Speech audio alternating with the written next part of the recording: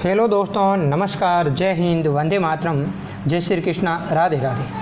दोस्तों, आज हम पढ़ेंगे जो हमारा इंग्लिश का पेपर है। बीएसटीसी फर्स्ट ईयर में बात करें तो बीएसटीसी फर्स्ट ईयर में जो हमारा सिक्स्थ पेपर है, सिक्स्थ, वो है English language and proficiency and pedagogy. तो इसमें मित्रों बात करें, इसमें दो पार्ट है। इंग्लिश में कितने पार्ट है? दो। एक है पार्ट ए और एक है पार्ट बी। पार्ट ए में बात करते हैं दोस्तों, तो पार्ट ए में है कुल 4 यूनिट और पार्ट बी में बात करें तो इसमें शायद है 5 यूनिट।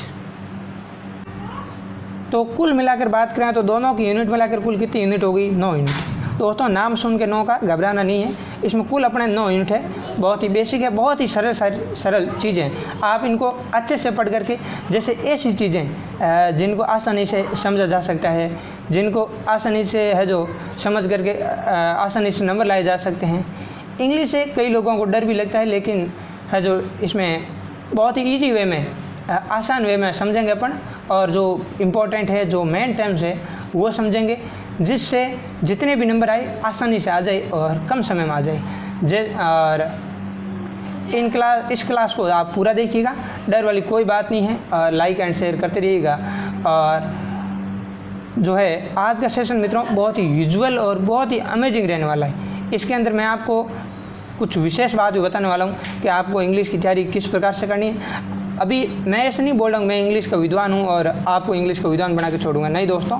केवल अभी मैं आपको बीएसटीसी का एग्ज़ाम किस प्रकार से क्वालिफाई करना है उसके बारे में बहुत ही अच्छा जुगाड़ू ट्रिक बताऊँगा, ठीक है। तो चलते हैं, क्लास की शुरुआत करते हैं। इससे पहले मैं आपको एक बात और बताना चाहूँगा। जैसा कि लास्ट वीडियो का सॉल्यूशन मैंने कहा था कि इंग्लिश के बारे में आपको अगर सॉल्व नहीं भी करवा पाऊँ तो बुरा मत मानना, लेकिन दोस्तों वाकई आपने जो मुझे इतना प्यार सहयोग दिया तो उसके लिए आपको बहुत बहुत धन्यवाद। Thanks all of you, love you all. आपका जो इतना सपोर्ट था और आपके इतने कमेंट आ रहे थे कि नहीं सर, कुछ न कुछ तो आपको करना ही पड़ेगा, इंग्लिश के बारे में कुछ न कुछ तो हमें बताना ही पड़ेगा। थोड़ा मामला टेढ़ा है, तो मैंने सोचा कुछ क्यों नहीं एक क्लास लें, और अभी अपन बहुत सारे प्रश्न करेंगे और एंड में मैं आपको बहुत कुछ विशेष मोस्ट इम्पॉर्टेंट चीज़ बताने वाला हूँ। तो ज़रूर सुनिएगा और क्लास को बिना स्किप किए आराम से देखिएगा, ठीक है। ध्यान रखना, काफ़ी कुछ चीज़ बताने वाला हूँ आज की क्लास में, तो अच्छे से समझना। देखते हैं, हमारी जो पहली यूनिट है इसका नाम है लिसनिंग एंड स्पीकिंग। क्या नाम है दोस्तों? Listening and speaking. बात करें तो कोई भी लैंग्वेज हो, वो उसके जो है मुख्य रूप से 4 स्किल्स है। कितने स्किल है? 4 स्किल्स। कौन कौन से गुरुजी? देखिए, इनको हम पहले भी ऑलरेडी अच्छे से पढ़ चुके हैं। लिसनिंग, स्पीकिंग मैंने आपको एक शुरुआत में बताया था, बाकी जो सब्जेक्ट पढ़े थे वहाँ पर भी हमने एक LSRW जो है लर्निंग स्किल पढ़ा था। L क्या होता है गुरुजी? तो L में हमने देखा था L फॉर लिसनिंग यानी सुनना, S फॉर स्पीकिंग यानी स्पीक का क्या होता है? बोलना, R यानी रीडिंग का क्या होता है दोस्तों? रीड इन पढ़ना, तो रीडिंग का हो जाएगा पढ़ना, और राइटिंग, W यानी राइटिंग यानी लिखना। तो हमने यहाँ पर देखा कि कोई भी लैंग्वेज हो उसके जो है मुख्य रूप से उसको लर्न करने के, सीखने के कुल 4 है जो स्किल है, जिसको LSRW कहते हैं शॉर्ट वे में। तो आपको ध्यान रखना है कि लैंग्वेज हैज 4 स्किल्स। L से listening, speaking, reading and writing. Listen बोलना, स्पीक सुनना, रीड पढ़ना, और राइटिंग यानी लिखना। तो अच्छे से कवर हो गया होगा। अब पहले हम देखते हैं 2 चीज़ों के बारे में जिसके बारे में हमारी फर्स्ट यूनिट है, लिसनिंग एंड स्पीकिंग। बहुत ही अच्छे से समझेंगे मित्रों। इंग्लिश में ऐसी डरने वाली कोई बात नहीं है, बहुत ही ईजी है।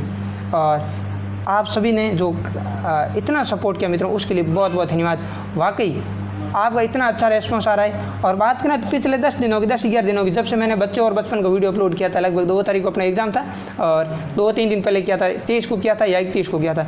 तो उस दिन से लेकर आज तक इन 10-11 दिनों में काफ़ी अच्छा रेस्पॉन्स आया आपका भी, और यूट्यूब की तरफ से भी काफ़ी अच्छा रेस्पॉन्स है। तो उसके लिए सभी को बहुत बहुत धन्यवाद। क्लासों को शेयर करने के लिए, लाइक करने के लिए, और अपने दोस्तों के साथ साझा करने के लिए, इन सभी के लिए अच्छे कमेंट करने के लिए सभी को थैंक्स ऑल ऑफ यू एक साथ में, और लव यू ऑल। आप अपना प्यार इसी तरह बनाए रखिएगा। और चलते हैं, आज की क्लास की शुरुआत करते हैं बहुत ही अच्छे से। देखिए दोस्तों, यहाँ पर पहले मैं ABCD वाली जो है ऑब्जेक्टिव टाइप की है, ABCD वाले, वो टोटल क्वेश्चन लेके आया हूँ। इसमें अपन एक भी क्वेश्चन छोड़ेंगे नहीं और बहुत ही अच्छे से समझेंगे, ताकि आपको लग जाए कि वाकई इंग्लिश में डरने वाली कोई बात नहीं, बहुत ही ईजी है। English is very easy and interesting subject. बस तो देखते हैं थोड़ा करके, यानी कुछ दूर आप चलो, कुछ दूर हम चलें, और इस तरह से मिल करके अपन इस इंग्लिश को थोड़ा सा अच्छे से सीखते हैं। तो दोस्तों देखते हैं अपना पहला क्वेश्चन।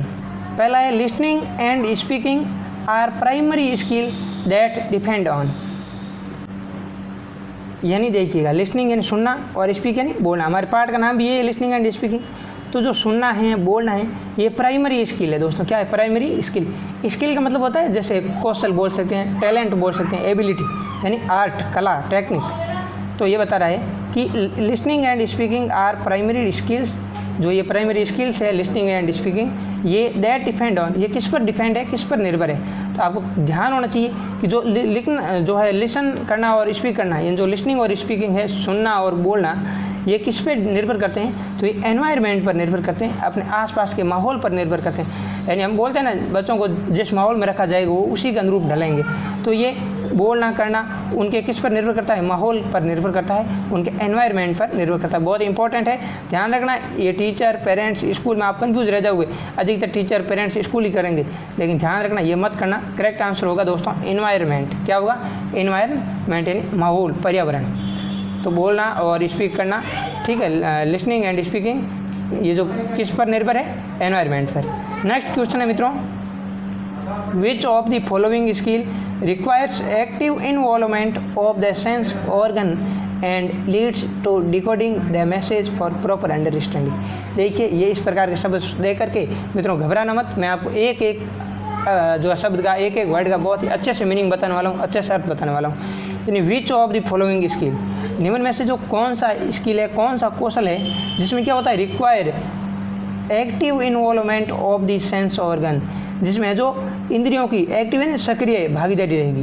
यानी निम्न में से कौन सा स्किल है जिसमें हमारी जो सक्रिय भागीदारी रहेगी and leads to decoding the message for proper understanding, यानी जो भी मैसेज है, जो भी भावना है, जो भी बातचीत है, उसको उसकी प्रॉपर अंडरस्टैंडिंग, प्रॉपर यानी विशेष रूप से अंडरस्टैंडिंग यानी समझ, लीड्स टू डिकोडिंग। इन कोई भी मैसेज है, कोई भी बात है, तो उसकी जो है उसको प्रॉपर रूप से समझने के लिए निम्न में से जो कौन सा स्किल है वो रिक्वायर है, कौन सा जरूरी है। यानी इसमें से कौन सा एक ऐसा स्किल है जिसके द्वारा हम किसी भी मैसेज को अच्छे से डिकोड कर सकते हैं, अच्छे से उसकी जो है समझ सकते हैं उसको। तो ये चीज़ आपको बतानी। तो यहाँ पर देखें तो पहला ऑप्शन है विटनेस। ये मित्रों राइट लगा हुआ है, लेकिन विटनेस करेक्ट नहीं है। विटनेस का अर्थ होता है गवाह, यानी साक्षी, जिसको अपन सबूत बोल सकते हैं, ठीक है। कन्वर्जेशन का अर्थ होता है बातचीत, वार्तालाप।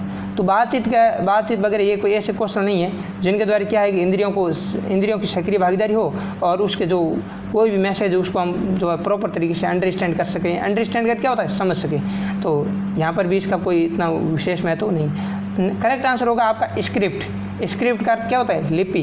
हमने पहले पढ़ा था ना कि भाई लिखने का तरीका लिपि कहलाता है। तो जो लिपि है, स्क्रिप्ट है, इसके द्वारा हम जो है किसी भी वार्ता के उसके जो है उसको बहुत ही अच्छे तरीके से अंडरस्टैंड कर सकते हैं, उसको समझ सकते हैं। तो नो डाउट क्लियर हो गया होगा यहाँ तक। अब नेक्स्ट देखते हैं मित्रों, a good listener can, a good यानी बहुत ही अच्छा, लिसनर जो है सुनने वाला, कैन होता है किस प्रकार का हो सकता है? यानी ए गुड लिसनर कैन, जो एक अच्छा श्रोता है वो कौन हो सकता है? अच्छा श्रोता कौन हो सकता है? देखिए देखते हैं इसके बारे में। एवं मित्रों ध्यान रखिएगा, ये एवं शब्द वाले प्रश्न है, लेकिन इसके सारे आप बड़े वाले क्वेश्चन कर सकते हो, बहुत ही अच्छे से बड़े वाले क्वेश्चन भी कर सकते हो। तो एक गुड लिसनर कैन, अगर क्लास को लाइक नहीं किया है तो दोस्तों लाइक जरूर कर दीजिएगा। वैसे आप बहुत ही अच्छे तरीके से क्लास में एडमिशन लेते ही, प्रवेश करते ही, वीडियो पे क्लिक करते ही लाइक वाइक ठोक दिया करते हो। फिर भी अगर किसी लाला लाली ने अभी तक लाइक नहीं किया तो लाइक जरूर कर देवें, और जिन भाई बंधुओं के पास ये क्लास नहीं पहुँची है तो उनके साथ आप साझा करें, उसको शेयर जरूर करें।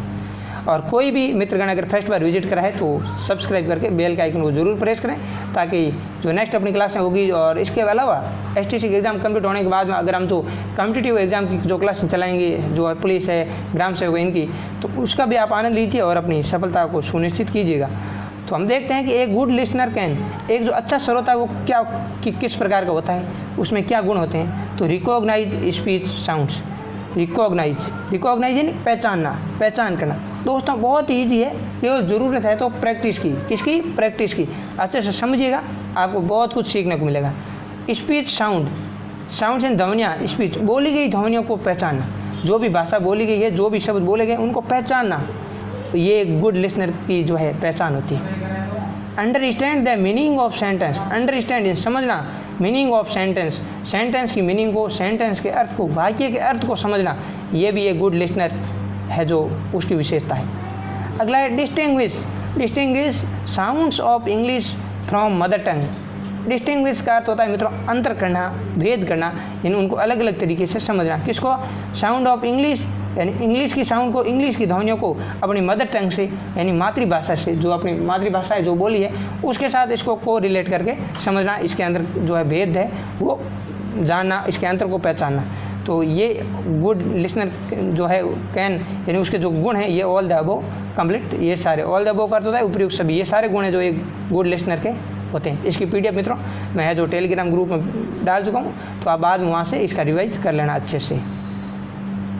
नेक्स्ट क्वेश्चन है, कुछ भी छोड़ा नहीं है, एबीसीडी में ऑब्जेक्टिव टाइप के क्वेश्चन कंप्लीट लेके आए हैं। When a beginner come to school for the first time, when यानी जब, ए बिगिनर, बिगिनर का क्या होता है? शुरुआती बच्चा, जैसे जो फर्स्ट और सेकंड के जो बालक है वो, हैज़ द इम्पैक्ट, ये इम्पैक्ट नहीं है, इम्पैक्ट है सभी में, देख लो आप इम्पैक्ट। पहले अपन क्वेश्चन को समझते हैं, sorry. When a beginner comes to school, जब एक कोई जो है शुरुआती बच्चा स्कूल आता है, प्रवेश करता है, तो फॉर द फर्स्ट टाइम, तो फर्स्ट टाइम उसके लिए क्या होता है? यानी when a beginner comes to school for the first time, जब कोई बालक फर्स्ट बार स्कूल आता है तो क्या है उसके बारे में? तो he has the impact of responsibilities. Impact का तो होता है प्रभाव यानी असर, तो he has impact of responsibilities, responsibilities यानी है जो जिम्मेदारी, तो he has the impact of responsibilities, क्या उस पर जिम्मेदारियों का प्रभाव होता है? अरे भाई बालक अभी स्कूल में आया है, कहाँ पर जिम्मेदारियाँ उस पर? कोई प्रकार की कोई जिम्मेदारी नहीं है। He has the impact of his mother tongue, उस पर अपनी मदर टंग का यानी मातृभाषा का प्रभाव रहेगा। He has the impact of modern fashion, क्या उस पर मॉडर्न फैशन का जो है प्रभाव रहेगा? He has the impact of TV, क्या उस पर टेलीविज़न का इम्पैक्ट रहेगा? नहीं दोस्तों, सबसे पहले अगर स्कूल में चाहे हिंदी बोली जा रही हो, चाहे इंग्लिश बोली जा रही हो, चाहे संस्कृत हो, लेकिन बालक पर जब शुरुआती दौर में अगर बालक स्कूल जा रहा है तो उस पर अपनी मदर टंग का विशेष रूप से, मातृभाषा का विशेष रूप से प्रभाव रहेगा। तो बी ऑप्शन यहाँ पर करेक्ट हो जाएगा आपका। नेक्स्ट है मित्रों, the beginner should he given, the beginner यानी जो शुरुआती बच्चा है, जो फर्स्ट सेकंड का जब शुरुआती दौर में स्कूल में प्रशिक्षण लेता है, जो शुरुआत करता है, तो शुड ही गिवन, शुड यानी चाहिए, ही यानी उसे, गिवन यानी देना। तो शुरुआती बच्चे को क्या देना चाहिए? शुरुआती बच्चे को क्या देना चाहिए? अपॉर्चुनिटी, सब में अपॉर्चुनिटी यानी अपॉर्चुनिटी यानी अवसर। तो शुरुआती बच्चे को हमें किस प्रकार के अवसर देने चाहिए दोस्तों? तो अगर आप ऑप्शन अच्छे से पढ़ोगे ना तो ये क्वेश्चन अच्छे से कवर हो जाएगा आपके। Opportunity of listening English sounds, English sounds को लिसनिंग एंड सुनना, यानी अंग्रेजी की ध्वनियों को, अंग्रेजी के शब्दों को सुनने का अवसर देना। नेक्स्ट है opportunity of sending message to his her family, अपने उसके परिवार को जो है मैसेज सेंड करने की अवसर देना। मेकिंग फ्रेंड्स, दोस्त बनाने की जो अवसर देना। नहीं दोस्तों, ये फालतू की बातें हैं, हमें केवल यहाँ ध्यान रखना है कि beginner should he given, beginner को क्या चाहिए? Opportunity of listening English sound, उसे इंग्लिश की ध्वनियों को, इंग्लिश के वर्ड्स सुनने के अवसर देने चाहिए। यानी देखिए, अगर आपको इंग्लिश में मजबूत करनी है तो उसके लिए क्या करेंगे अपन? जैसे अधिकतर टीचर है जो बता दे भी हैं कि भैया आप इंग्लिश के न्यूज़पेपर पढ़ो, इंग्लिश के जो है आप सॉन्ग्स भी सुन सकते हो, ठीक है। इससे क्या होगा, हमें कुछ न कुछ वर्ड है जो अच्छे से जो है ग्रहण हो पाएंगे, कुछ अच्छे से हम सीख पाएंगे। जैसे आप इंग्लिश मूवीज़ भी देख सकते हो। अब गुरु जी इंग्लिश मूवीज़ में क्या देखें, हिंदी वाली भी समझ में नहीं आती। जस्ट तो एक ही तो हिंदी वाले में देखें, तो हिंदी वाले की मैं आपको अभी एक दो नाम बताऊंगा, उसके अकॉर्डिंग भी आपको कुछ न कुछ बेनिफिट जरूर होगा।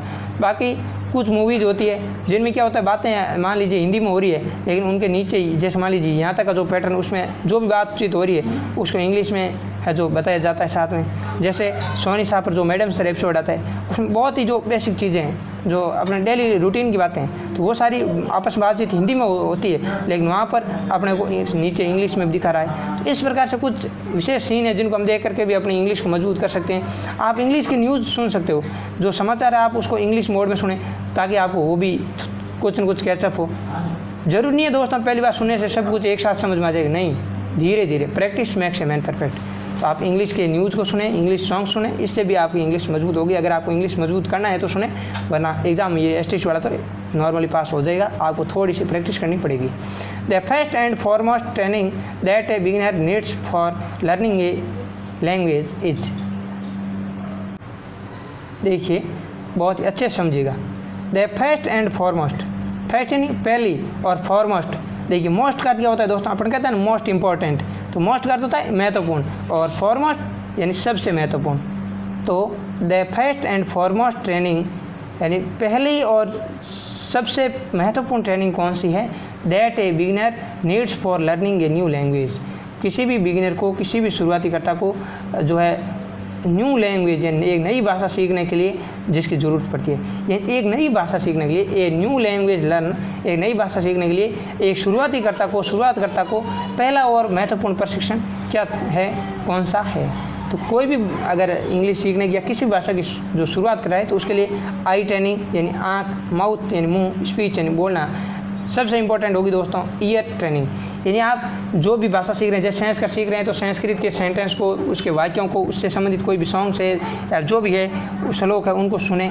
सबसे महत्वपूर्ण जरूरी है सुनना। अगर आपको इंग्लिश सीखने है तो आप इंग्लिश के सॉन्ग सुने, इंग्लिश के जो मूवीज़ हैं उनको देखें। सुनने से क्या होगा, जो है अपन किसी भी बात को अच्छे से ग्रहण कर पाएंगे। क्योंकि मित्रों चाहे कोई भी मेथड हो, अगर लर्निंग मेथड है किसी भी भाषा का तो वो है LSRW, इसी क्रम में चलता है हमेशा। पहले लिसनिंग, सबसे पहले हम कोई बात सुनते हैं, जैसे छोटा बालक होता है तो वो भी सबसे पहले क्वेश्चन कुछ सुनता है और जो भी सुनता है वो इनको क्या करता है, स्पीकिंग यानी स्पीक करता है, बोलता है। सबसे इंपॉर्टेंट चीज़ है किसी भाषा को सीखने के लिए पहले उसको सुनो, यानी ईयर ट्रेनिंग। क्योंकि दोस्तों सुनने की क्षमता बहुत कम लोगों में होती है और केवल कहना सब चाहते हैं, कहने में बहुत एक्सपर्ट होते हैं, लेकिन सुनने की क्षमता जिसमें होती है वही है जो काफ़ी आगे बढ़ पाता है। क्योंकि मित्रों जब तक कोई आदमी सुनेगा नहीं तब तक वो अच्छा वक्ता नहीं बन पाएगा, क्योंकि वो किसी बात को सुनेगा नहीं तो बस कुछ भी बक सकता है। इसलिए पहले किसी को सुने, उसको समझें और फिर अपने विचार प्रकट करें। तो सबसे इंपॉर्टेंट थिंग्स कौन सी होगी, लिसनिंग। नेक्स्ट है development of listening skill increases by the use of. देखिए इससे आपको बहुत ज़्यादा बेनिफिट होगा, क्योंकि देखिए अब मैं सारी क्वेश्चन ये एबे शब्द वाली क्यों लाया हूँ, तो इससे क्या होगा, अगर हम पहले एबे शब्द वाली क्वेश्चन देखेंगे तो आप जो थोड़ा भूत है इंग्लिश के डर का वो निकल जाएगा और वाकई आपको लगेगा बहुत ही ईजी है, बहुत ही सरल है, केवल ज़रूरत है तो नॉर्मली प्रैक्टिस की। तो इसे हम देखेंगे तो अपने को लग जाएगा कि एक जो पाठ है ये किससे संबंधित है, कैसे है, किस प्रकार का है। तो देखिए development of listening skill, listening या सुनने की स्किल को इंक्रीज यानी बढ़ाने के लिए है जो किसके यूज़ के द्वारा, किसके यूज़ से, किसके प्रयोग से हम है जो हमारा जो लिसनिंग स्किल है, जो सुनने का कौशल है उसमें इंक्रीज कर सकते हैं, उसको विकसित कर सकते हैं। तो क्वेश्चन देख लेना, development of listening skill increases by the use of, यानी किसके प्रयोग से हम है जो हमारी लिसनिंग स्किल को, सुनने के कौशल को डेवलप कर सकते हैं। तो lingua phone, headphone, radio, tap recorder, all the above. तो इसका करेक्ट आंसर हो जाएगा दोस्तों ऑल द अबव। क्योंकि देखिए फ़ोन है या हेडफोन यानी ईयरफोन है, रेडियो है, इनके द्वारा हम क्या करेंगे, जो अगर इंग्लिश सीख रहे हैं या फिर कोई भी सीखने का कौशल है तो सबसे पहले हम जितनी बातें ज़्यादा सुनेंगे तो हमारा जो सीखने का कौशल है, लर्निंग स्किल है वो उतनी ही डेवलप होगी, उतनी ही इंक्रीज होगी। तो कहने का मतलब है ये सारे जो है सुनने के साधन हैं, तो इससे भी हमारी जो लिसनिंग स्किल अच्छी होगी। तो डी ऑप्शन इसका करेक्ट आंसर हो जाएगा। नेक्स्ट है the listening material should be, listening material, listening material नहीं सुनने की सामग्री, शुड बी, शुड यानी चाहिए, तो कैसी होनी चाहिए। तो हमने देखा the listening material should be, सुनने की सामग्री होनी चाहिए। लिसनिंग मटेरियल कैसा होना चाहिए दोस्तों, कोई भी चीज़ हम सुन रहे हैं कुछ तो वो किस प्रकार की होनी चाहिए। तो वो पहली बात है वो होनी चाहिए सिंपल एंड क्लियर। कोई बात सुन रहे हैं तो सरल होनी चाहिए, सिंपल एंड सरल, क्लियर एंड स्पष्ट। तो सरल और स्पष्ट होनी चाहिए। अगर कोई बात सरल और स्पष्ट है तो हम उसको अच्छे से सुन पाएंगे, अच्छे से सुन पाएंगे तो अच्छे से ग्रहण कर पाएंगे और अपनी प्रतिक्रिया भी अच्छे से दे पाएंगे। तो पहली बात है लिसनिंग मटेरियल कैसा होना चाहिए, सिंपल एंड क्लियर। दोस्तों यहाँ से बड़े क्वेश्चन भी आएंगे, आप यहाँ से कर सकते हो। केवल ऐसे टाइप वालों को छोड़ दें तो शॉर्ट आंसर टाइप के क्वेश्चन भी आप ऐसे द्वारा से अच्छे से कर पाओगे। तो लिसनिंग मटेरियल कैसा होना चाहिए, सिंपल एंड क्लियर यानी सरल और स्पष्ट होना चाहिए। करेक्ट एंड इंटरेस्टिंग, करेक्ट यानी बिल्कुल सही होना चाहिए, इंटरेस्टिंग यानी रुचिकर, दिलचस्प होना चाहिए। ग्रेडेड एंड सेलेक्टेड, ग्रेडेड यानी जो है वर्गीकृत होना चाहिए, यानी सबको एक साथ में जो है इसका रायता नहीं बनाना है, सबको अलग अलग भागों में डिवाइड करके उसको वर्गीकृत। और सेलेक्टेड यानी चयनित मटेरियल होना चाहिए। तो ये सारे हैं जो एक लर्निंग मटेरियल के जो गुण हैं किस प्रकार होना चाहिए उसके बारे में। तो सिंपल एंड क्लियर यानी सरल और जो स्पष्ट, करेक्ट एंड इंटरेस्टिंग सही और दिलचस्प, ग्रेडेड एंड सेलेक्टेड यानी वर्गीकृत और सेलेक्टेड चयनित होना चाहिए। नेक्स्ट है recitation of songs and rhymes helps in removing. मित्रों बात करें तो समझते हैं इसको कि जो सॉन्ग्स और राइम्स है, ये जो गीत है, जो कविता हैं, इनकी हेल्प से हमें जो रेसिटेशन रिमूविंग यानी किस चीज़ को जो है रिमूव करने में मदद मिलती है। यानी जो ये सॉन्ग्स एंड राइम्स है इनके द्वारा है जो हम रेसिसिएशन का अर्थ ये तुकबंदी समझ सकते हो, ठीक है। जो लयात्मक होता है, मछली जल की रानी है, जीवन उसका पानी है, तो रानी पानी ये मिलती जुलती चीज़ है ना, इसको बोलते हैं तुकबंदी। तो जो गाने और जो कविताओं का जो तुकबंदी है, इससे किसको दूर करने में, रिमूव करने में हमें हेल्प मिलती है।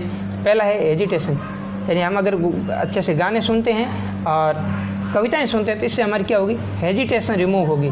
हेजिटेशन संकोच, संकोच हिचकिचाहट दूर होगी। साइनस का अर्थ क्या होता है, साइनस का अर्थ होता है शर्म। अगर हम कोई बातें सुनेंगे इससे क्या होगा, हमारी जो बोलने की शर्म है वो भी दूर होगी और हम अच्छे से बोल पाएंगे। नेक्स्ट है लर्निंग ए न्यू लैंग्वेज। यहाँ पर 1-2 वर्ड छूट गए मेरे ख्याल से। Difficulties in learning a new language, यानी किसी भी न्यू लैंग्वेज को, नई भाषा को लर्न करने में, सीखने में जो समस्याएं आ रही है उसको भी दूर कर सकते हैं। तो ऑल द अबव इसका करेक्ट आंसर हो जाएगा। तो आपको ध्यान रखना है कि recitation of songs and rhymes help in removing. तो जो कविता हैं और जो गीत और कविता हैं, उनकी जो तुकबंदी से हम जो फलां चीज़ को रिमूव कर सकते हैं। किस को, हिचकिचाहट को, शर्म को, और कोई भी नई भाषा सीखने में जो दिक्कत आ रही है उसको। तो ऑल द अबव इसका करेक्ट आंसर हो जाएगा। मित्रों, अपना नेक्स्ट क्वेश्चन है, व्हाट इज लिसनिंग। लिसनिंग क्या है? तो आपको पता है लिसनिंग का अर्थ क्या होता है, सुनना। तो प्रोड्यूस का अर्थ होता है प्रदान करना, देना किसी को, सेंड यानी भेजना। तो रिसीव का अर्थ होता है लेना। तो लिसनिंग क्या है? लिसनिंग में क्या करते हैं, हम किसी के विचारों को लेते हैं, किसी के विचारों को सुनते हैं ना। तो लिसनिंग क्या है, आपसे पूछे कोई व्हाट इज इंग्लिश, तो आप बताओगे receiving sound is the English. जो ग्रहण करने योग्य ध्वनियाँ हैं वही लिसनिंग है, वही ध्वन जो है लिसनिंग है, सुनने की प्रक्रिया है। तो इसका करेक्ट आंसर हो जाएगा रिसीविंग साउंड, यानी रिसीव की गई ध्वनियाँ जो है लिसनिंग के अंतर्गत आती है। नेक्स्ट है, listening is important factor in learning a new language because. हाँ, listening is important factor, listening is important factor. तो इम्पॉर्टेंट इन महत्वपूर्ण, फैक्टर इन कारक है। तो लिसनिंग सुनना एक महत्वपूर्ण कारक है। इन लर्निंग ए न्यू लैंग्वेज, एक नई भाषा को लर्न करने में, सीखने में सुनना सबसे महत्वपूर्ण है। बिकॉज, क्योंकि। क्वेश्चन है अपना, listening is the important factor in learning a new language because. सुनना किसी भी नई भाषा को लर्न करने के लिए सबसे इम्पोर्टेंट कारक है। क्यों है दोस्तों? तो इसका करेक्ट आंसर है the learner can recognise speech sound, यानी कोई भी लर्नर है जो सीखने वाला है वो क्या करेगा, रिकॉग्नाइज पहचानेगा, स्पीच साउंड बोली गई ध्वनियों को पहचानेगा। अच्छे से प्रश्न समझ लेना कि किसी भी नई भाषा को सीखने में लिसनिंग क्यों जरूरी है। तो लर्नर है इसके लिसनिंग के द्वारा, सुनने के द्वारा जो स्पीच साउंड है, जो बोली गई ध्वनियाँ हैं, उनको रिकॉग्नाइज पहचान पाएगा। तो ठीक है भाई, लिसनिंग की प्रक्रिया से ही वो ध्वनियों को पहचान पाएगा, उनके अर्थ को पहचान पाएगा। He can understood meaning of words, वह है जो मीनिंग ऑफ वर्ड्स, शब्दों के अर्थ को अंडरस्टूड समझ पाएगा। ही कैन अंडरस्टैंड, वह समझ पाएगा। ही कैन अंडरस्टैंड इन, वह समझ पाएगा क्या, स्ट्रेस यानी तनाव, दबाव को, तनाव का क्या होता है, दबाव, बल, शब्दों पर कितना बल देना है उसको समझ पाएगा। इंटोनेशन का अर्थ क्या होता है, इंटोनेशन का अर्थ होता है स्वर, यानी आवाज़ का उतार चढ़ाव। कोई बात हम बोलते हैं तो उतार चढ़ाव होता है ना वो, और प्रोनाउंसिएशन यानी उच्चारण। तो हमें ध्यान रखना है, बहुत ही अच्छा सा क्वेश्चन है, अच्छे से याद कर लेना, बड़े के रूप में भी आ सकता है। Listening is important factor in language learning a new language. तो लिसनिंग किसी भाषा, नई भाषा को सीखने का इम्पोर्टेंट कारक है, क्योंकि जो है लर्नर इसके द्वारा विभिन्न प्रकार की ध्वनियों को पहचान पाता है, वह जो शब्दों के अर्थ को अंडरस्टूड समझ पाता है, और वह समझ पाता है कि तनाव, इनोनेशन, इन जो बातों का उतार चढ़ाव है और उच्चारण है, इसको भी अच्छे से समझ पाता है। तो ऑल द अबव इसका करेक्ट आंसर हो जाएगा। नेक्स्ट क्वेश्चन है मित्रों, listening with comprehension means. Listening with comprehension, comprehension का क्या है, समझ।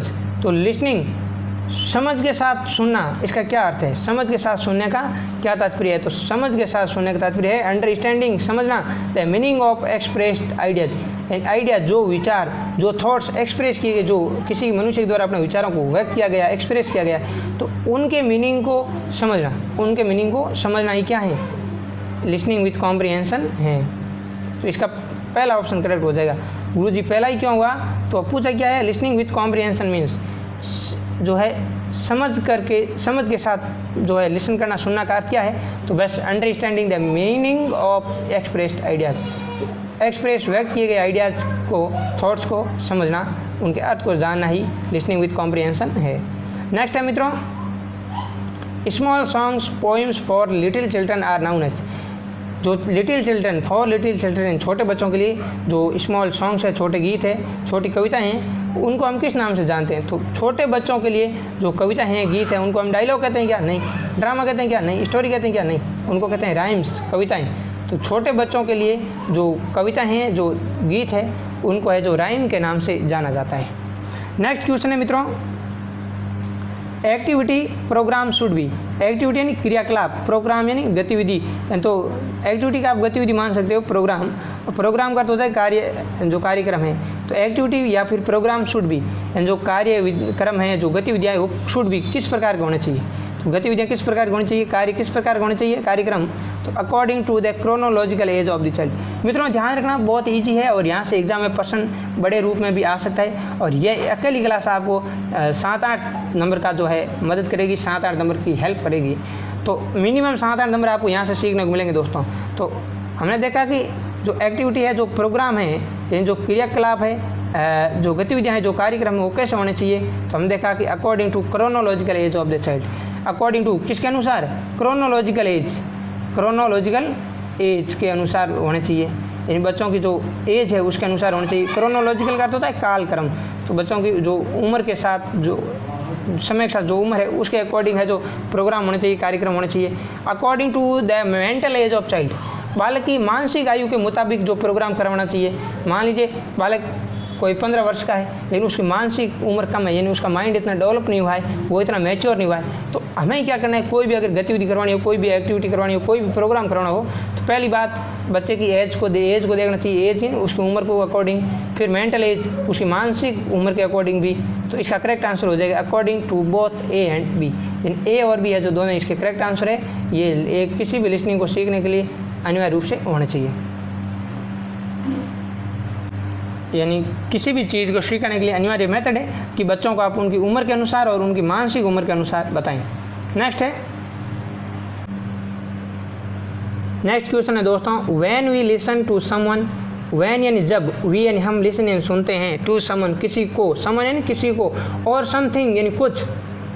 तो when we listen to someone and something, जब हम किसी को और कुछ, किसी व्यक्ति को सुनते हैं या किसी बात को सुनते हैं या कुछ भी सुनते हैं, विदाउट एनी पर्टिकुलर पर्पज, बिना किसी पर्टिकुलर पर्पज के, यानी किसी विशेष पर्पज के बिना सुनते हैं किसी भी चीज़ को, किसी भी बात, आदमी को, तो इट इज़ कॉल्ड, वह क्या कहलाता है? तो यहाँ पर आप अच्छे से देखना कि when we listen to the someone और something without any particular purpose, when we listen to someone और समथिंग, जब हम किसी को या किसी वस्तु को सुनते हैं विदाउट एनी पर्पज, बिना किसी विशेष पर्टिकुलर पर्पज के सुनते हैं, तो उसे क्या कहते हैं? तो मित्रों देखिए, एक शब्द है कैजुअल लिसनिंग और एक है फोक्स्ड लिसनिंग, एक है listen with comprehension. Casual listening इसका करेक्ट आंसर होगा, क्योंकि कैजुअल लिसनिंग में क्या होता है, जो है कोई भी आदमी होता है वो बिना किसी विशेष उद्देश्य के, विदाउट एनी पर्टिकुलर पर्पज, बिना किसी विशेष टारगेट के किसी की बात को या किसी को भी अच्छे से सुनता है, तो वो होती है कैजुअल लिसनिंग, यानी बिना किसी उद्देश्य के किसी बात को सुनना क्या कहलाएगा? Casual listening. फोक्स्ड लिसनिंग क्या होती है गुरुजी? तो फोक्स्ड का क्या होता है? जो ध्यान केंद्रित करना, हम बालकों कक्षा में पढ़ाते हैं, क्या बोलते हैं? Focus on the black board, यानी आपका ध्यान श्याम पट पर होना चाहिए। तो लेकिन जब हम किसी बात को बिना कोई पर्पज के सुनते हैं तो वो कैजुअल में आएगी दोस्तों, और किसी विशेष उद्देश्य से करते हैं तो वो फोक्स्ड में लिसनिंग में आती है। तो एक बार इसका करेक्ट आंसर होगा कैजुअल लिसनिंग। फोक्स्ड में क्या होता है? ध्यान केंद्रित करके कोई बात सुनना। नेक्स्ट है एबीसीडी का last question, aims of speaking is. Aim का क्या होता है दोस्तों? लक्ष्य, टारगेट, गोल। तो स्पीकिंग का गोल क्या है? बोलने का लक्ष्य क्या है? कोई भी चीज़ हम बोल रहे हैं तो उसका हमारा टारगेट क्या है? तो production of correct sound, produce करना करेक्ट साउंड को, करेक्ट साउंड यानी जो स्पष्ट ध्वनियाँ हैं, जो अच्छी ध्वनियाँ हैं उनको प्रोड्यूस करना, प्रकट करना, अच्छी जो ध्वनियाँ हैं उनको बोलना, अच्छे से बोलना। Developing good speech manner, speech manner का क्या होता है? मैनर का होता है तरीका, तो अपने जो बोलने के तरीके को डेवलप करना, अपने बोलने के तरीके को डेवलप करना। ये क्या है? ये है क्या? तो आप ध्यान रखना, ये स्पीकिंग के गोल है, स्पीकिंग के लक्ष्य, एम ऑफ स्पीकिंग इज क्या है? तो प्रोडक्शन ऑफ करेक्ट साउंड, जो है सही ध्वनियों को उच्चारित करना, सही ध्वनियों को प्रोड्यूस करना, बोलना। डेवलपिंग गुड स्पीच मैनर, अपने बोलने के तरीके को, बोलने के मैनर को डेवलप करना। Cultivation of audible and intelligible pronunciation, तो ऑडिबल यानी सुनने योग्य, इंटेलिजिबल यानी बोधगम्य, जिससे कुछ न कुछ सीखने को मिले, वो प्रोनाउंसिएशन है जो उच्चारण।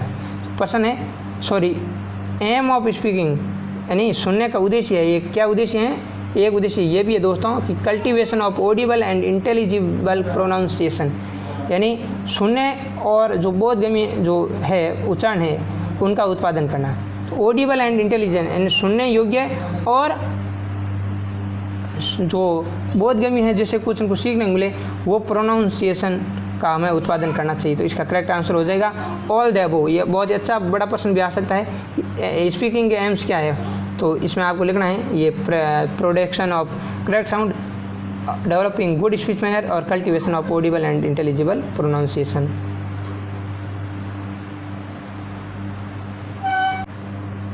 तो इस प्रकार से हम आगे भी कुछ विशेष क्वेश्चन देखते हैं। पहला है, why are the skills of listening and speaking grouped together, यानी वाई आर दी स्किल्स, वो कौन से कौशल है, वो कौन से ट्रेंड है, सॉरी वो कौन से कौशल है, कौन सी आर्ट है, किसकी? लिसनिंग एंड स्पीकिंग, सुनने और बोलने की, ग्रुप्ड टुगेदर। तो ग्रुप्ड यानी समूह में, टुगेदर यानी साथ साथ। तो सुनने और बोलने के कौशल को listening and speaking grouped together, सुनने और बोलने के कौशल को एक साथ समूहबद्ध, वाई यानी क्यों किया जाता है? तो why are the scale of listening and speaking. मित्रों मैं एक एक शब्द का बताऊंगा, बहुत ही अच्छे से गौर होगा आपके। Why are the skill of listening and speaking group together, यानी जो सुनने और बोलने की जो कला है, जो स्किल है, उसको एक साथ एक समूह में क्यों किया जाता है? तो आपको ध्यान रखना है, because they usually function together, क्योंकि वे सामान्य रूप से आमतौर पर एक साथ काम करते हैं। तो देखिए दोस्तों, केवल आपको एग्जाम में इतना उत्तर नहीं लिखना है, तो हमें क्या लिखना है गुरुजी? तो आपको लिखना है दोस्तों, केवल क्वेश्चन मार्क को हटाओ और हेल्पिंग वर्ब को पहले से हटा दो, फिर लिख दो the skill of listening and speaking are यहाँ से यहाँ लिख दो। तो ये जो लिसनिंग और स्पीकिंग है जो क्या है, ग्रुप्ड टुगेदर, साथ साथ चलती है, इनको साथ साथ समूहबद्ध किया जाता है। बिकॉज क्योंकि दे यूजुअली फंक्शन टुगेदर, क्योंकि वे आमतौर पर सामान्य रूप से एक साथ कार्य करते हैं। तो अच्छे से समझ में आया होगा दोस्तों, बहुत ही ईजी है। मैं मेरी ओर से आपको समझाने की काफ़ी अच्छी कोशिश कर रहा हूँ शायद तक। और सेकंड है, what is the role of ears in learning listening. What is the role, क्या रोल है इनका, क्या रोल है किसमें? ऑफ ईयर्स, कानों का क्या रोल है? इन लिसनिंग, सुनने में। तो what is the role of ears in listening, सुनने में कानों का क्या रोल है, सुनने में कानों की क्या भूमिका है? तो आंसर हो जाएगा the receive the frequencies and transmit it to the brain in form of wavelength. यानी हमने क्या देखा कि what is the role of ears in listening, सुनने में कानों का क्या भूमिका है, कानों का क्या रोल है? तो they receive the frequencies and transmit it to the brain. वे क्या करते हैं कि जो भी आवृत्तियाँ होती हैं उनको प्राप्त करते हैं और इसे जो है मस्तिष्क तक पहुँचाते हैं। कहाँ तक पहुँचाते हैं? मस्तिष्क। इन फ्रॉम द वेवलेंथ यानी जो तरंग हैं, तरंगों के सारे वे जो भी मैटर है उसको माइंड तक पहुँचाते हैं। यानी सुनने में कानों की क्या भूमिका है? तो आप बताना है कि वे आवृत्तियों को प्राप्त करते हैं और इसे तरंग तक पहुंचाने में, मस्तिष्क की सहायता से पहुंचाने में मदद करते हैं। तो आंसर हो गया they receive the frequencies and transmit it to brain in form to wave length. Next है दोस्तों, कई दोस्त बोलेंगे आप बीच में मजाक नहीं करते हो, जिससे भी जो क्लास ज़्यादा ख़राब हो रही है, उबाऊ हो रही है। दोस्तों मैं मजाक जचा के करता हूँ, लेकिन अभी इतना मूड नहीं है, इतना टाइम भी नहीं है, ठीक है। तो how many stage are in listening process, how many stage are, कितने में जो है स्टेज है, कितने चरण है लिसनिंग प्रोसेस, सीखने की प्रक्रिया के लिसनिंग प्रोसेस के कुल कितने चरण है? तो 3 स्टेज। तो the stage are listening process जो कितने हैं? 3 है, 3 है। पहला इनपुट, कोई भी चीज़ अगर आप सीख रहे हो तो सबसे पहले इनपुट करना सीखो, यानी उसको सुनना सीखो। अब हम कोई चीज़ सुनते हैं तो बाद में हमारा माइंड क्या करता है, उस पर प्रोसेस करता है, प्रक्रिया चलती है और फिर हम उसे आउटपुट के रूप में कुछ न कुछ जानकारी और देते हैं। नेक्स्ट क्वेश्चन है friends, what is knowing the language, जो लैंग्वेज के बारे में आप क्या जानते हो, यानी what is the knowing the language, भाषा से आप क्या जानते हो या भाषा के बारे में आप क्या जानते हो। तो आप बताना कि भाषा के बारे में, जैसे नाविंग द लैंग्वेज, भाषा को जानना इज है क्या है, the ability of understand the language, जो किसी भी भाषा को समझने की एबिलिटी बाय द लिसनिंग, सुनने के द्वारा। किसको सुनने के द्वारा? Radio, TV and participating in debates and dramas. यानी what is knowledge, what is knowing the language है जो सुनने, what is knowing the language यानी भाषा के बारे में आप क्या जानते हो। व्हाट इज़ नाउ, क्या जानते हो, द लैंग्वेज, भाषा के बारे में। तो भाषा को जानना, the ability of understand the language by listening the radio, TV and participating in debates and dramas. यानी भाषा को जानना यानी उसको है जो रेडियो, टीवी को सुनना और वाद विवाद और नाटक की क्षमता, नाटक में भाग लेना। इससे क्या होता है, भाषा को जो समझने की शक्ति है, भाषा को समझने की क्षमता है वो बढ़ती है, इंक्रीज होती है। यहाँ तक मेरे ख्याल से आपको अच्छे से समझ में आया होगा दोस्तों। नेक्स्ट है what is meant by empty. What is meant, क्या अर्थ है एम्प्टी, एम्प्टी का? तो empty means mother tongues, mother tongue यानी मातृभाषा। आप अच्छे से पढ़ चुके हो, एम्प्टी मीन्स मदर टंग, मातृभाषा। नेक्स्ट है, देखते हैं दोस्तों नेक्स्ट क्वेश्चन। अभी हमने देखा what is meant by empty, यानी एम्प्टी का क्या आशय है? तो एम्प्टी का मतलब है मदर टंग, मातृभाषा। नेक्स्ट है what should be kept in mind while selecting the activities programmes. यानी what should be kept in mind, यानी हमें किन बातों को माइंड में रखना चाहिए, किन चीज़ों को ध्यान में रखना चाहिए, ठीक है, किन बातों का ध्यान रखना चाहिए। वाइल एंड जब, कब? जब सेलेक्टिंग द एक्टिविटीज़, जब हम एक्टिविटीज़ एंड गतिविधियों को सेलेक्ट करते हैं, यानी हम जब किसी भी गतिविधि का चयन करते हैं या प्रोग्राम्स यानी किसी भी कार्यक्रम का चयन करते हैं, तो उस समय हमें किन चीज़ों को माइंड में रखना चाहिए, किन बातों का ध्यान रखना चाहिए। तो ये क्वेश्चन मित्रों हम पहले भी पढ़ चुके हैं। ये क्वेश्चन जो है ऑब्जेक्टिव में 14 क्वेश्चन हम पढ़ चुके हैं ऑलरेडी। आपने अगर देखा होगा ऑब्जेक्टिव में हम कुल 16 क्वेश्चन पढ़े थे और 14 क्वेश्चन हमने क्या पढ़ा था? एक्टिविटी प्रोग्राम शुड बी, यानी कोई भी एक्टिविटी है, कोई भी कार्यक्रम है, गतिविधि है, वो किस प्रकार का होना चाहिए। तो यहीं पर ये क्वेश्चन आया है। मैंने क्या कहा, अगर आप छोटे वाले क्वेश्चन भी अच्छे से कवर कर लेना तो आपके बड़े वाले क्वेश्चन स्वतः ही कवर हो जाएंगे।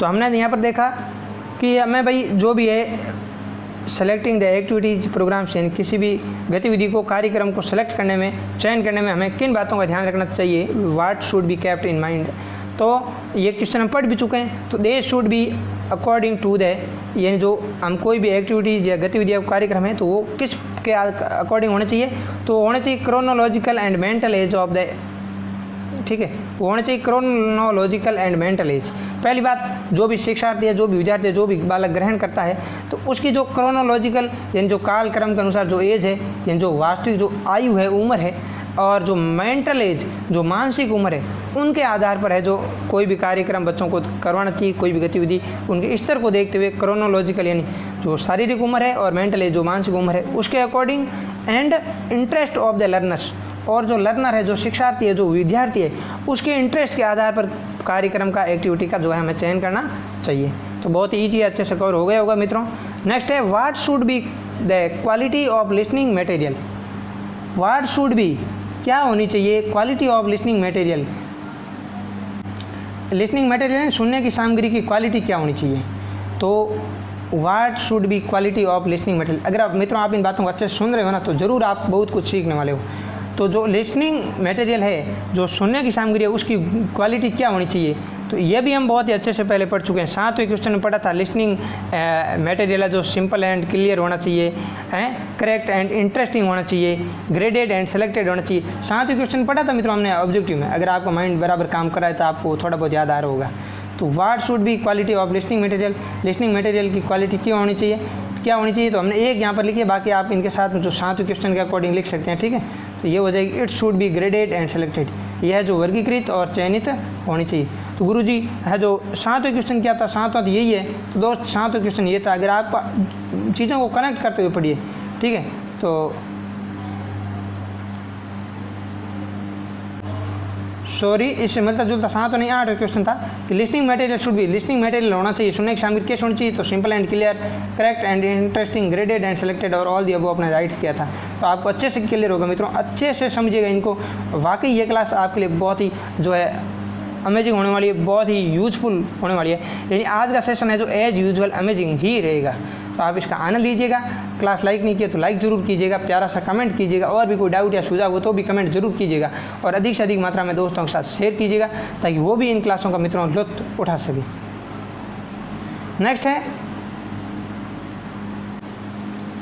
नेक्स्ट क्वेश्चन देखते हैं दोस्तों। यहाँ तक हम पढ़ चुके हैं ना, 7वां it should be graded and selected, ये जो वर्गीकृत और चयनित होना चाहिए। नेक्स्ट है what should be the base of adopted method approach and technique. इसका अर्थ हुआ कि व्हाट शुड बी बेस, यानी इसका आधार क्या है, आधार क्या होना चाहिए, शुड यानी चाहिए, तो क्या आधार होना चाहिए, किसका आधार क्या होना चाहिए, adopted method approach and technique, यानी जो एडॉप्टेड मेथड यानी जो हमारे द्वारा मेथड अपनाया गया है, तो अपनाई गई जो पद्धति है, जो तरीका है, जो मेथड है, अप्रोच जो दृष्टिकोण है, जो टेक्निक है, उसका आधार क्या होना चाहिए। तो what should be the base of the method approach and technique, यानी अपनाई गई पद्धति, दृष्टिकोण और तकनीक का आधार क्या होना चाहिए दोस्तों। तो हम जो भी तरीका अगर काम में ले रहे हैं तो उसका आधार पहली बात है सिंप्लिसिटी होनी चाहिए, यानी सादगीपूर्ण होना चाहिए, सादगीपूर्ण होना चाहिए। जो भी हम तरीका अपना रहे हैं वो कैसा होना चाहिए, सादगीपूर्ण होना चाहिए। क्लैरिटी यानी स्पष्टता होना चाहिए, उसमें स्पष्टता होना चाहिए, बिल्कुल स्पष्ट होना चाहिए। करेक्टनेस वो उसमें शुद्धता होनी चाहिए। एंड इंटरेस्ट रुचि होनी चाहिए। तो what should B base of the adopted method approach technique, यानी अपने की पद्धति, दृष्टिकोण और तकनीक का आधार क्या होना चाहिए। तो आप बताओगे सिंप्लिसिटी यानी सादगी, क्लैरिटी स्पष्टता, और करेक्टनेस यानी शुद्धता। तो ये सारे हैं जो एंड इंटरेस्ट रुचि, ये है जो भी मेथड एडॉप्टेड मेथड है, अप्रोच है, टेक्निक है, उनके लिए ये होना चाहिए। नेक्स्ट है व्हाट डू यू मीन, आप क्या समझते हो। मीन का होता है अर्थ, मीन का क्या होता है अर्थ, बोलते हैं APPLE एप्पल मीन सेव, मतलब अर्थ। तो व्हाट डू यू मीन, आप क्या समझते हो बाई लैंग्वेज गेम्स, भाषा के गेम से। लैंग्वेज गेम मीन भाषाई गेम, तो आप भाषाई गेम से क्या समझते हो, भाषा के खेल से आप क्या समझते हो। तो what do you mean by language game, आप है जो भाषा के खेल से आपका क्या अभिप्राय है, आप इसको क्या समझते हो। तो इट मीन्स, इट का अर्थ है क्या है, लर्निंग थ्रू प्लेइंग और जॉयफुल वेज। लर्निंग सीखना, थ्रू द्वारा, किसके द्वारा, playing and joyful ways, playing and खेलते हुए और जॉयफुल आनंद पूर्वक सीखना। तो क्वेश्चन था what do you mean by language games, तो it means learning through playing और जॉयफुल वेज, यानी इसका अर्थ होता है कि किसी भी चीज़ को है जो आनंदपूर्वक और खेल के तरीके से सीखना, जॉयफुल वे आनंदपूर्वक तरीके से सीखना, तो ये होता है लैंग्वेज गेम्स से तात्पर्य। नेक्स्ट है what do you mean by speaking. तो what do you mean by speaking, what do you mean, आप क्या समझते हो बाई स्पीकिंग, बोलने से आप क्या समझते हो। स्पीकिंग के बारे में आप क्या जानते हो, बोलने के बारे में आप क्या जानते हो, बोलने का क्या अर्थ है। तो स्पीकिंग मीन्स बोलने का अर्थ है, बोलने का अर्थ है, क्या अर्थ है, mastery of using sound in order, mastery of using sound in order to convert them into the meaningful message. तो हमने देखा what do you mean speaking, आप स्पीकिंग से क्या समझते हो।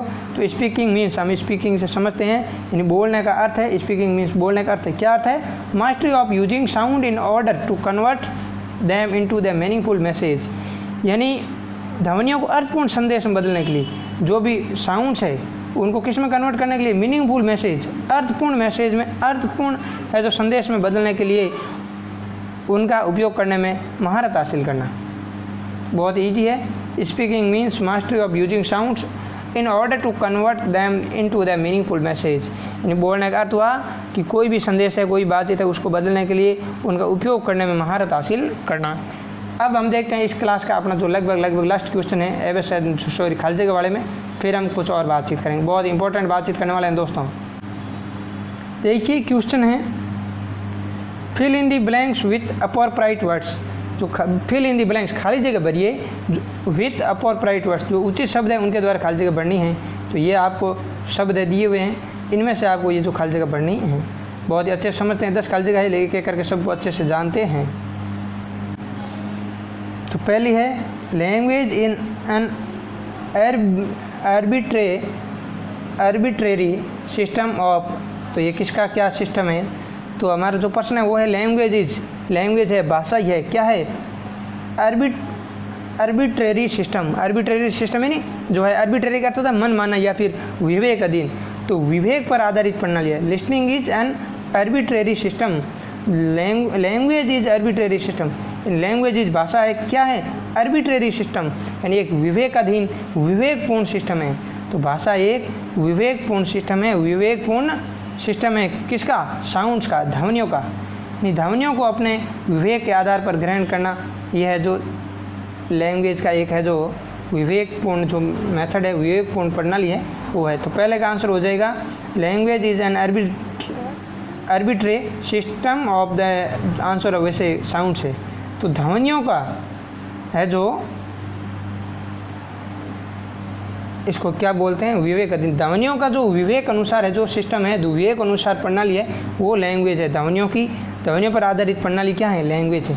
नेक्स्ट है लिसनिंग मीन्स, सुनने का अर्थ क्या होता है, लिसनिंग है सुनना, मीन्स इन अर्थ होता है, सुनने का अर्थ होता है साउंड्स, ध्वनियों को क्या करना, रिसीव करना, तो लिसनिंग मीन्स रिसीविंग साउंड्स, तो लिसनिंग मीन्स सुनने का तात्पर्य है रिसीविंग साउंड्स, ध्वनियों को ग्रहण करना, सुनने का अर्थ क्या होता है, ध्वनियों को ग्रहण करना, तो इसका करेक्ट आंसर हो जाएगा दोस्तों रिसीविंग। नेक्स्ट है, बहुत ही अच्छे से बता रहा हूँ, मेरे ख्याल से एक लाइन बहुत ही अच्छे से कवर हो रही है आपके। नेक्स्ट है लिसनिंग विथ, सुनना चाहिए किसके साथ, is the first objective of English teaching, is the first objective of English teaching. तो इसमें आएगा मित्रों कॉम्प्रिहेंशन, लिसनिंग विथ कॉम्प्रिहेंशन, ये आपको याद रखना है, इस प्रकार जो मैथ चलता रहता है, ये वाक्य कंटिन्यू आते हैं, लिसनिंग विथ कॉम्प्रिहेंशन, कॉम्प्रिहेंशन है समझ, तो लिसनिंग विथ कॉम्प्रिहेंशन, समझ के साथ पढ़ना चाहिए, समझ के साथ सुनना चाहिए, is the first objective of English teaching, ये है जो इंग्लिश का सबसे पहला तत्व है, पहला उद्देश्य है। तो listening with comprehension is the first objective of English teaching, यानी समझ के साथ सुनना अंग्रेजी शिक्षण का पहला उद्देश्य है। लिसनिंग विथ कॉम्प्रिहेंशन, समझ के साथ सुनना, ये क्या है, जो टीचिंग का अंग्रेजी शिक्षण का पहला उद्देश्य है। नेक्स्ट क्वेश्चन है दोस्तों,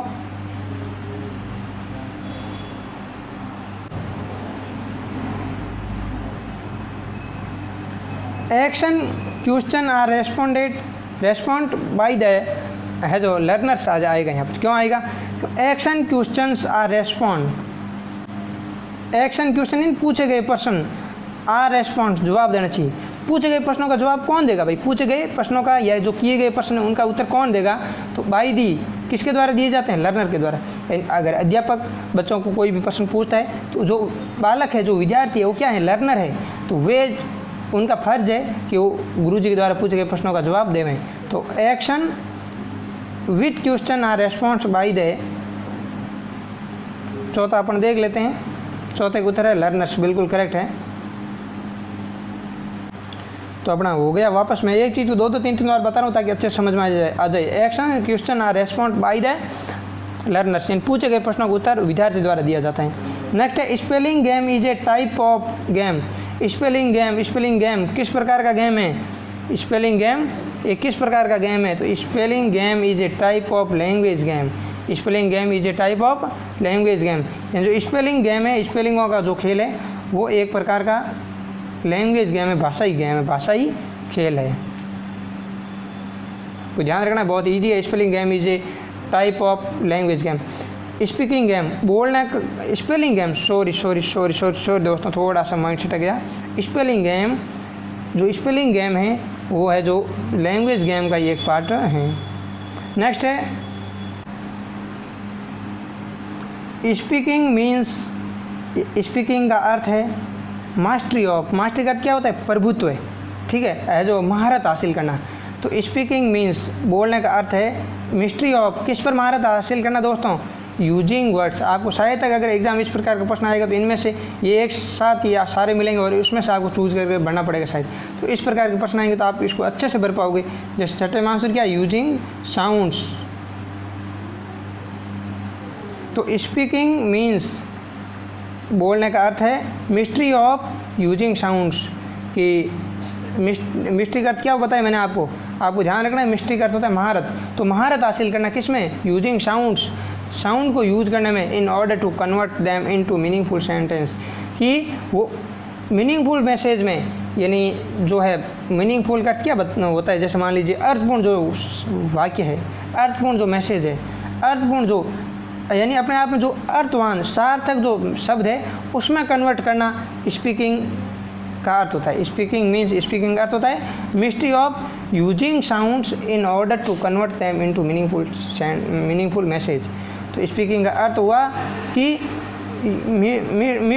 मास्टरी ऑफ यूजिंग वर्ड्स, कि जो भी हम वर्ड्स यूज कर रहे हैं उन पर अपना प्रभुत्व स्थापित करना और उनको जो है सार्थक शब्दों के रूप में कन्वर्ट करना, बताना। नेक्स्ट है दोस्तों, the teacher should keep the students busy in interaction like, यानी the teacher should keep the student busy in interaction like.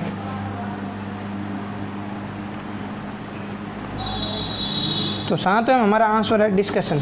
तो टीचर शुड की, बच्चों को, अध्यापक को देना चाहिए, अध्यापक को बच्चों को रखना चाहिए, क्या कहाँ पर रखना चाहिए, बिजी।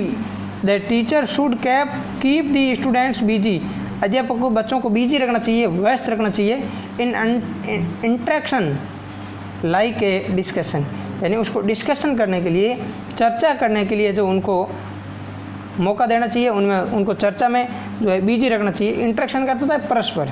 तो the teacher should keep students busy, अध्यापक को बच्चों को बिजी रखना चाहिए, इंटरेक्शन यानी परस्पर आपस में जो है उनको भी जो है व्यस्त रखना चाहिए। किसके अकॉर्डिंग, जैसे डिस्कशन के द्वारा आपस में वार्तालाप करके, बातचीत करके जो बच्चों को है जो बिजी रखा जा सकता है। ठीक है। नेक्स्ट है दोस्तों, songs and rhymes provide for free articulation and, आगे खाली जगह है वो आपको यहाँ पर भरनी है। तो यहाँ पर बताइए क्या है, सॉन्ग्स एंड राइम्स, गीत और कविताएं, गीत और कविताएं प्रोवाइड, प्रदान किए जाते हैं, गीत और कविताएं प्रदान किए जाते हैं। किस लिए, तो आपको ध्यान रखना है, गीत और सॉन्ग्स के लिए प्रोवाइड करवाना चाहिए क्या, अपॉर्चुनिटीज, अवसर। तो गीत और कविता के लिए हमें अवसर प्रदान करवाना चाहिए फॉर फ्री आर्टिकुलेशन एंड, और क्या है, अपॉर्चुनिटीज़ के बाद में हो जाएगा रेसिटेशन। तो ये क्वेश्चन हमारा अच्छे से हो चुका है कि सॉन्ग्स एंड राइम्स, जो कविता हैं, गीत है, वो प्रोवाइड करवाना चाहिए ताकि इसको बच्चों को opportunities for free articulation and recitation, यानी बच्चों को जो है उनको, यानी दोस्तों इसकी बात करें तो जो सॉन्ग्स एंड राइम्स है उसे बच्चों को अगर हम गीत और कविताएं प्रोवाइड करवाते हैं, बोलाते हैं, अपॉर्चुनिटीज़ फॉर फ्री आर्टिकुलेशन, यानी इसको सीखने के लिए हम उनको बच्चों को अवसर देते हैं। गीत और कविता के अगर बच्चों को हम अवसर देते हैं तो उससे क्या होगा, वो रेसिटेशन का अर्थ होता है शेष स्वर पाठ करना। तो शेष स्वर पाठ करने के लिए हमें जो बच्चों को गीत और कविता हैं इनकी प्रैक्टिस करवानी चाहिए। नेक्स्ट है, radio and TV news provide the best opportunities of learning correct pronunciation. ये तो हम और अच्छे से पढ़ चुके हैं। प्रोनाउंसिएशन का अर्थ है उच्चारण, स्पीकिंग। तो रेडियो टीवी इनके द्वारा जो न्यूज़ को प्रोवाइड करवाने से, उनके द्वारा रेडियो टीवी के द्वारा न्यूज़ सुनने से, किसी भी भाषा की, चाहे इंग्लिश हो चाहे हिंदी हो, उनकी अगर हम न्यूज़ सुनेंगे तो उससे हमें क्या होगा, लर्निंग के लिए बेस्ट अपॉर्चुनिटी, यानी सीखने के लिए हमें जो है बेहतरीन अपॉर्चुनिटी, बहुत ही अच्छा अवसर मिलेगा। किसके लिए, जो है लर्निंग करेक्ट प्रोनाउंसिएशन, करेक्ट यानी शुद्ध प्रोनाउंसिएशन, उच्चारण सीखने के लिए हमें बहुत ही पर्याप्त अवसर मिलेंगे। तो रेडियो और टीवी की न्यूज़ को सुनने से, प्रदान करने से हमें है जो करेक्ट प्रोनाउंसिएशन लर्निंग, यानी शुद्ध उच्चारण सीखने के लिए बेस्ट अपॉर्चुनिटीज, बेहतरीन अवसर मिलेंगे। नेक्स्ट है, children learns as much outside as in the classroom, यानी चिल्ड्रन लर्न्स, बच्चे उतना सीखते हैं, एज मच उतना ही बार सीखते हैं, आउटसाइड का क्या होता है, बाहर। तो children learns as much outside, बच्चे उतना ही बार सीखते हैं, एज इन द क्लासरूम, जितना कि वे क्लासरूम में सीखते हैं। तो आपको अच्छे से कवर हो गया होगा कि बच्चे उतना ही बाहर से सीखते हैं कि जितना क्लासरूम से सीखते हैं, यानी आसपास के माहौल का, एनवायरनमेंट का भी वहाँ पर बहुत ही काफ़ी अच्छा असर पड़ता है बच्चों की लर्निंग स्किल पर। तो बच्चों यहाँ पर है जो मित्रों हमने जो एबीसीडी वाले सारे क्वेश्चन देखे और फिर जो शॉर्ट आंसर टाइप के थे वो भी देखे। आप इनकी तरह से मैंने इसकी फर्स्ट यूनिट की कंप्लीट PDF टेलीग्राम ग्रुप में डाल दी है। किसी के पास भाई बंधु के पास अगर किताब नहीं है तो आप वहाँ से इसको अच्छे से कवर कर लें। बाकी मैंने काफ़ी आंसर करवा दिए हैं। बाकी जो लॉन्ग आंसर है, जो इस टाइप का आंसर है, आप उनकी प्रैक्टिस खुद करना। और शॉर्ट आंसर में भी कुछ अलग अलग टाइप के, तो आप उनको भी देख लेना। मैंने जो नहीं करवाए उनको भी पढ़ लेना, और जो करवाए हैं उनकी आप मित्रों लिख के प्रैक्टिस करना, क्योंकि लिखा हुआ ज़्यादा याद रहता है। अब मैं आपको इंपॉर्टेंट बात क्या बताने वाला था वो अभी मैं बता देता हूँ। यानी कि दोस्तों मैंने पिछले पेपर के सॉल्यूशन में आपको काफ़ी अच्छे से बताया था कि है जो जैसा मुझे मतलब हिंदी और संस्कृत मेरे प्रॉपर सब्जेक्ट है, मेन सब्जेक्ट है, और राजस्थान जीके भी काफ़ी अच्छा है। फिर भी अब इंग्लिश इतना तैयार नहीं, हाँ बिल्कुल पूर्ण रूप से मैं इंग्लिश में डल भी नहीं हूँ, काफ़ी ठीक ठाक है, बढ़िया, जैसा कि मैंने आपको अच्छे से एक्सप्लेन भी किया है जहाँ तक मेरी उम्मीद थी। बाकी जिस प्रकार से मैं हिंदी और संस्कृत को एक्सप्लेन कर पाता हूँ वैसा मैं यहाँ पर नहीं कर पाया। फिर भी मैंने पूरी कोशिश की कि मैं आपको अच्छे से समझा पाऊँ। अब मैं बात ये कहना चाहता हूँ दोस्तों कि आपके पास कोई भी गाइड है या कोई भी सीरीज़ है, आप उसके द्वारा इंग्लिश को पढ़िएगा, केवल मेरे ऊपर डिपेंड मत रहना। अब मैंने ये एक यूनिट करवाई, अब पूरी नहीं करवाई, यहाँ पर जो ऐसे टाइप क्वेश्चन वो रह गए, क्योंकि मित्रों इसमें ए पार्ट में 4 यूनिट है और बी में है 5, तो इसमें से एक यूनिट लगभग मैंने करवा दी। कुछ एक ऐसे टाइप अगर मैं 7-8 क्वेश्चन और करवाऊँ ना आपको तो यूनिट पूर्ण रूप से कंप्लीट है, लेकिन समय के अभाव की वजह से मैं आपको एक विशेष बात बताऊँगा मित्रों। अब जो है पूर्ण रूप से आप 1-2 मिनट निकाल के ये बात अवश्य सुनना। तो मेरा विचार नहीं था कि मैं इंग्लिश की वीडियो बनाऊँ, लेकिन वाकई आपको जो इतने प्यारे और अच्छे कमेंट आ रहे थे कि कुछ न कुछ तो जुगाड़ बताओ, तो मित्रों मैं आपको एक बात कहना चाहता हूँ, आप इन चीज़ों को अच्छे से पढ़िएगा, इन चीज़ों को अच्छे से पढ़िएगा, लिख के प्रैक्टिस कीजिएगा, कुछ न कुछ आपको ज़रूर सेट होगा। अब मैंने यहाँ पर लगभग अपना 1 घंटे पढ़ा, इसमें बहुत कुछ चीज़ें अभी मेरे ख्याल से मैंने जो पढ़ा है वो आपको 50% ज़्यादा एक साथ याद हो गया है। बाकी वाला एक बार वीडियो को डबल स्पीड में देखिए या 1.5 गुना स्पीड में देखिए, ताकि समय की बचत हो सके और आप आसानी से कवर कर सको। फर्स्ट बार में केवल नॉर्मल से देखिएगा, जब भी रिवीजन करो दोस्तों लगभग 1.5 गुना स्पीड से देखना चाहिए रिवीजन में, ताकि समय की भी बचत होगी और आपको जो वैसे रिवाइज करे हो तो अच्छे से कवर भी हो जाएगा। फिर जो PDF के द्वारा प्रैक्टिस कर लीजिएगा। आप में से लगभग 2000 जो स्टूडेंट है वो मेरी क्लासों को देखते हैं, 2000 में से 1800 बच्चों के पास सीरीज़ है, मुझे 100% मालूम है। जो 150-200 बच्चों के पास सीरीज़ नहीं है वो दोस्तों आप कोशिश करके, अभी आपके पास 5-6 दिन पड़े हैं जो इंग्लिश के लिए, तो आप कोई भी बुक स्टोर पर जाइए, वहाँ से इंग्लिश के लिए आप सीरीज़ ले आइए दोस्तों। मेरे ख्याल से क्योंकि काफ़ी इंपॉर्टेंट सब्जेक्ट है, इसकी आप जो उस बुक के द्वारा अच्छे से पढ़ोगे और लिख के जितनी प्रैक्टिस करोगे ना उतना आप अच्छे से सीख पाओगे। फिर आप जब बार बार लिख के प्रैक्टिस करोगे तो आप लिखना सीख जाओगे, ठीक है, ज़्यादा महंगी नहीं आएगी, 40-50 रुपये में आ जाएगी। लिखना सीखोगे तो लिखने की प्रैक्टिस हो जाएगी। फिर दोस्तों एग्ज़ाम में BSTC और PTT की बात करें तो सबसे इंपॉर्टेंट बात है बंदे को लिखना आना चाहिए। आपको अगर लिखना आता है, जो भी मैटर आप वैसे रिलेटेड चीज़ें पढ़ के जा ही रहे हो, जो भी आपको याद आ रहा है अच्छे से वहाँ लिख देना, छोड़ना कुछ मत। अगर BSTC के एग्ज़ाम में भी कोई बंदा छोड़ता है, BA के एग्ज़ाम में भी कोई छोड़ता है, BA BSTC में अगर छोड़ता है तो उसको वो भी लिखने के लिए मैच्योर नहीं है। और मेरे ख्याल से आप में से ऐसा कोई भी बंदा नहीं है, क्योंकि जिसने प्री BSTC का एग्ज़ाम क्लियर किया है ना तो उसको अपने आप बहुत कुछ जानकारी, क्योंकि ये मित्रों कुछ कंपटीशन के एग्ज़ाम से कम नहीं है। अब मैं आपको एक बात ये बताना चाहूँगा कि आपको बहुत बहुत शुक्रिया, आप इतना प्यार देने के लिए। Thanks all of you, love you all friends.